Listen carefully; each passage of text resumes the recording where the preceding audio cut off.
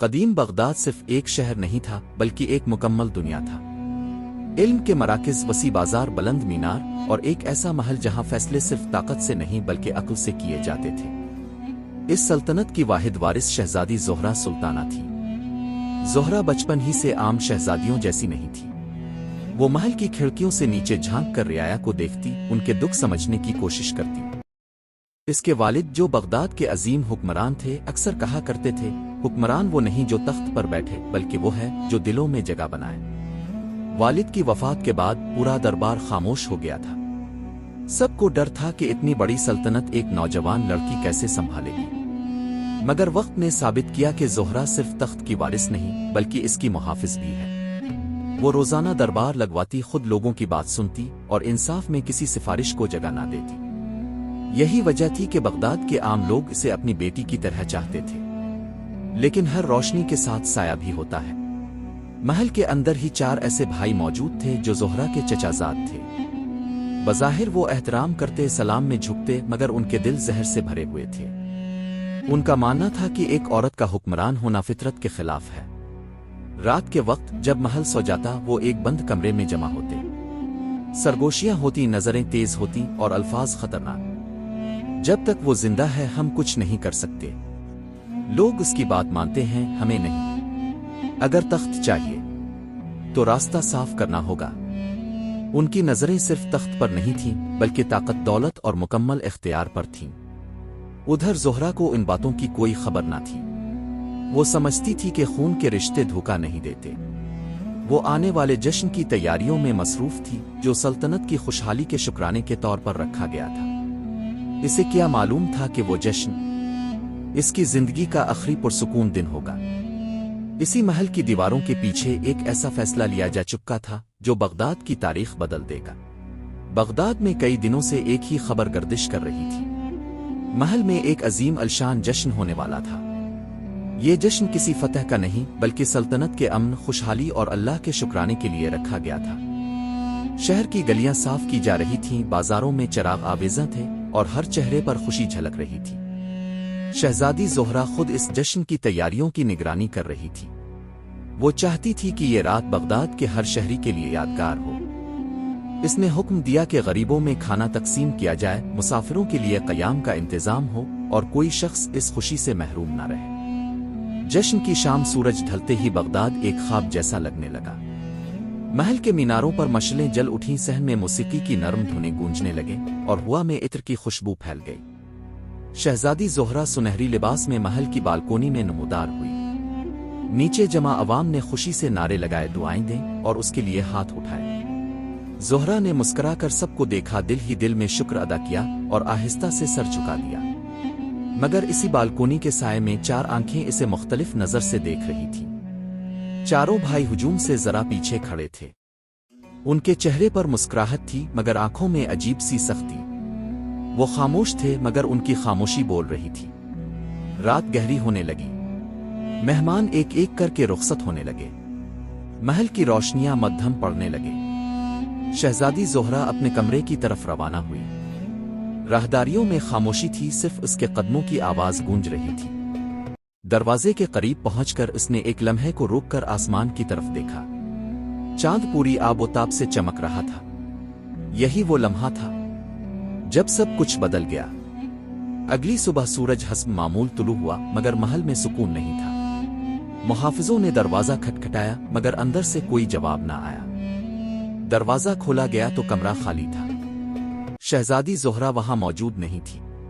چند لمحوں میں پورا محل لرز اٹھا۔ دربار کے لوگ جمع ہونے لگے، محافظ دوڑنے لگے، دروازے بند کر دیے گئے۔ ہر کمرہ، ہر راہداری، ہر بالکونی چھانی گئی مگر شہزادی کا کوئی نشان نہ ملا۔ سب سے پہلے افسوس کا اظہار چاروں بھائیوں نے کیا۔ وہ سینہ پیٹ رہے تھے، سر پکڑ کر کھڑے تھے۔ یہ کیسے ہو سکتا ہے؟ ہم خود اسے ڈھونڈیں گے۔ یہ بغداد کے لیے بہت بڑا سانحہ ہے۔ مگر ان کے آنسو دل سے نہیں نکل رہے تھے۔ شہر میں خبر پھیل چکی تھی۔ لوگ گھروں سے باہر نکل آئے تھے۔ ہر زبان پر ایک ہی سوال تھا، شہزادی کہاں ہے؟ اور محل کے اندر جہاں شور تھا وہاں ایک خوفناک خاموشی بھی موجود تھی، کیونکہ سچ ابھی زمین کے نیچے چھپا ہوا تھا۔ महल के अंदर हर शख्स हैरान और परेशान था। शहजादी ज़ोहरा कहाँ गई? दरवाजे बंद, कमरे खाली और कोई निशान नहीं। चारों भाई अब भी दरबार में दुख का ड्रामा कर रहे थे, मगर उनकी आंखों में एक अजीब सी चमक छपी थी। वो जानते थे कि वो कामयाब हो चुके हैं। रात के अंधेरे में वो एक पुराने ज़ेरे ज़मीन किले की तरफ रवाना हुए थे। ये किला बरसों पहले तामीर हुआ था, मगर अब फरसूदा और भूल भाला था। दरवाजे पर मिट्टी जमी हुई थी और सिर्फ मखसूस अफराद ही इसे खोल सकते थे। ज़ोहरा को वहां ले जाया गया एक तारीक और सर्द कमरे में। दीवारें नम थीं और हवा में नमी के साथ एक अजीब सी खुशबू थी जो खौफ पैदा कर रही थी। कमरे के कोने में एक छोटा सा खिड़की नुमा सुराख था जिससे मध्यम रोशनी आ रही थी, मगर यह रोशनी ज़ोहरा के लिए सुकून नहीं बल्कि एक याद दहानी थी कि वो कैद में है। चारों भाई रात के वक्त आते और इसे धमकाते, खामोश रहो, किसी को कुछ ना बताना, वरना तुम्हें कभी सूरज नजर नहीं आएगा।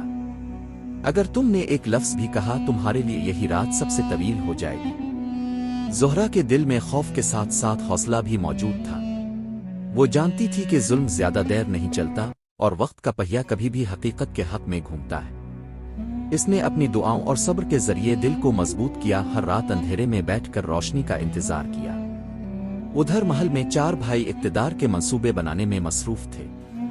उन्होंने दरबार को यकीन दिलाया कि वो शहजादी को ढूंढ रहे हैं, मगर हकीकत ये थी कि वो इसे कैद में रखकर तख्त पर कब्जा करने की मंसूबाबंदी कर रहे थे। रोजाना की सरगर्मियों में वो ऐसे नक्श कदम छोड़ते कि मुहाफिज भी नहीं समझ पाते थे, मगर सलमान शहजादी का नौजवान मुहाफिज और खैर खा सब कुछ गौर से देख रहा था। इसने महसूस किया कि कुछ गलत है।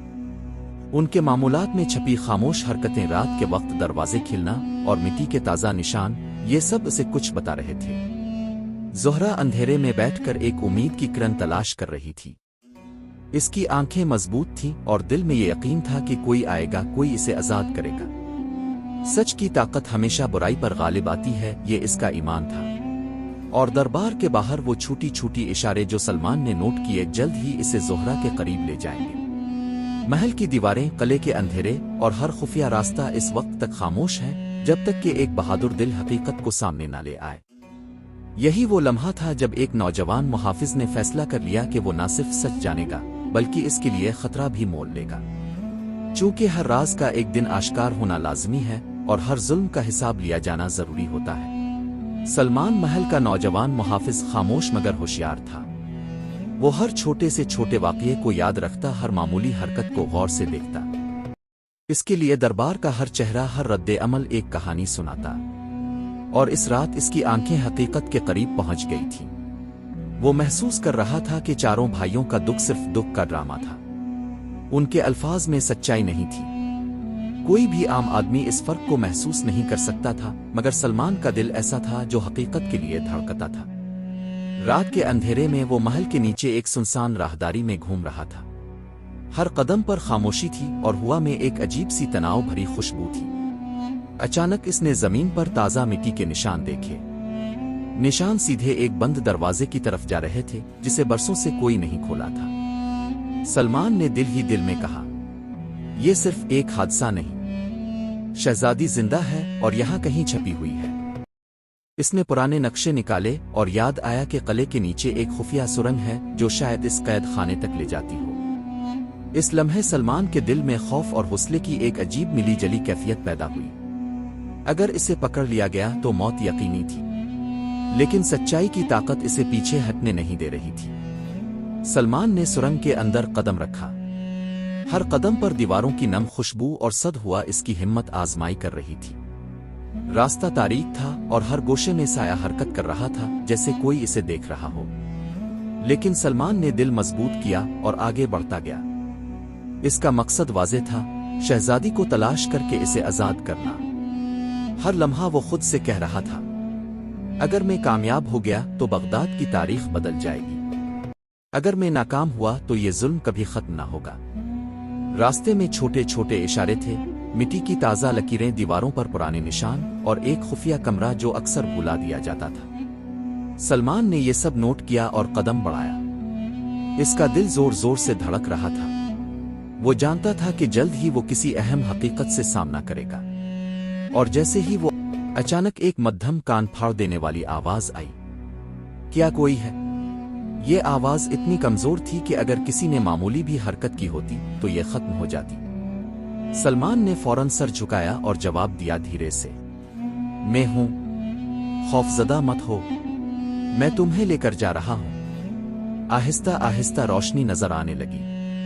یہ روشنی ایک چھوٹے سوراخ سے آ رہی تھی جہاں سے باہر کا دن دکھائی دے رہا تھا۔ زہرا نے اپنی آنکھوں سے روشنی کی طرف جھانکا اور اس کی آنکھوں میں خوف کے ساتھ ساتھ ایک چمک بھی پیدا ہوئی۔ امید ایک دم زندہ ہو گئی تھی۔ سلمان نے زنجیریں کھولیں جو زہرا کی آزادی کو روک رہی تھی۔ زہرا کے ہاتھ جو پہلے ہلکے لرز رہے تھے اب مضبوط ہو گئے۔ اس نے سلمان کی طرف دیکھا اور ایک لمحے کے لیے خاموشی میں صرف دل کی دھڑکنیں سنائی دیں۔ یہ خاموشی ان دونوں کے لیے ایک امید کا پیغام تھی، ایک نیا آغاز۔ مگر خطرہ ابھی ختم نہیں ہوا تھا۔ سرنگ کے آخری موڑ سے کچھ قدموں کی آواز آئی۔ چاروں بھائی واپس آ رہے تھے۔ ان کی ہر حرکت سے معلوم ہو رہا تھا کہ وہ نہ صرف اپنے منصوبے پر قائم ہیں بلکہ اب انہوں نے وقت کم ہونے کا احساس کیا۔ سلمان نے دل کی ہمت جمع کی اور زہرا کے ہاتھ مضبوطی سے پکڑ لیے۔ اب وقت ہے بھاگنے کا، اس نے دھیرے سے کہا اور دونوں روشنی کی طرف دوڑ پڑے۔ راستہ تنگ تھا، اندھیرا شدید تھا اور خطرہ قریب تھا، مگر دلوں میں حوصلہ بھی اتنا ہی زیادہ تھا۔ ہر قدم کے ساتھ سلمان اور زہرا قید سے آزادی کی طرف بڑھ رہے تھے۔ یہ لمحہ ان کی زندگی کا سب سے اہم لمحہ تھا، کیونکہ اب وہ تو جیت جائیں گے یا ان کے دشمن ان کا پیچھا ختم کر دیں گے۔ ہر لمحہ دل کی دھڑکن میں ایک نئی تیز رفتاری پیدا کر رہی تھی۔ زہرا نے پہلی بار محسوس کیا کہ امید اور حوصلہ کتنا طاقتور ہوتا ہے۔ سلمان نے اپنی نظر چاروں بھائیوں پر ڈالی جو آخر میں سرنگ کے کنارے پہنچنے والے تھے۔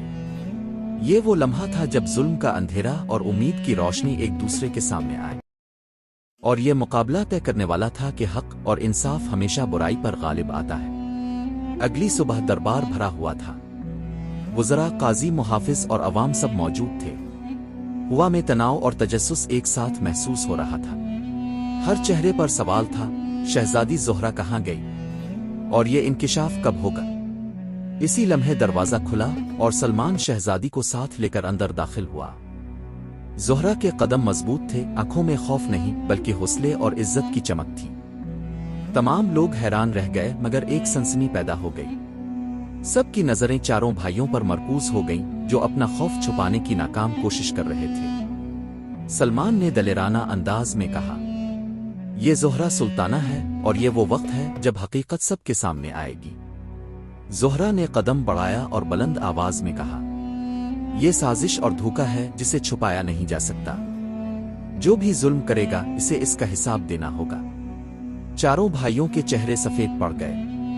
اب دربار کے لوگ بھی سمجھ گئے کہ جو کچھ ہوا وہ محض دکھ کا ڈرامہ نہیں بلکہ ایک سنگین سازش تھی۔ ثبوت اور گواہ موجود تھے اور اب کوئی اسے چھپا نہیں سکتا تھا۔ قاضی نے فیصلہ سنایا، چاروں بھائیوں کو جلاوطن کر دیا جاتا ہے۔ وہ دوبارہ کبھی بغداد کی سیاست میں حصہ نہیں لے سکتے۔ یہ اعلان سن کر محل میں سکون اور عوام میں خوشی کی لہر دوڑ گئی۔